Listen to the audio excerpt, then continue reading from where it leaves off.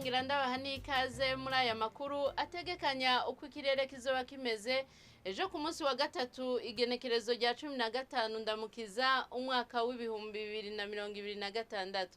Imbere y'umutaga hitezwe imvura hacemwo n'ibihe vy'izuba Imakamba, Ibururi hamwe no mu Rumonge mu ntara ya Burunga, Ibujumbura, Ibubanza hamwe no mu Cibitoke mu ntara ya Bujumbura.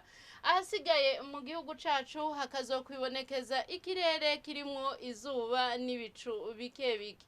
Ibipimo vy'ubushuhe bizoba biri hasi kurusha ahandi bikazokwibonekeza Ibururi mu ntara ya Burunga hamwe n'Imwaro mu ntara ya Gitega aho bizoba biri kuri °C 13. Inyuma y'umutaga hitezwe imvura hacemwo n'ibihe vy'izuba mu ntara zitari nke zigize igihugu cacu uretse mu Rutana mu ntara ya Burunga hamwe na Ruyigi na Cankuzo mu ntara ya Buhumuza hitezwe ikirere kirimwo izuba n'ibicu bike bike. Ibipimo vy'ubushuhe bizoba biri hejuru kurusha ahandi bikaba vyitezwe Ibujumbura no mu Cibitoke mu ntara ya Bujumbura kuri °C 28.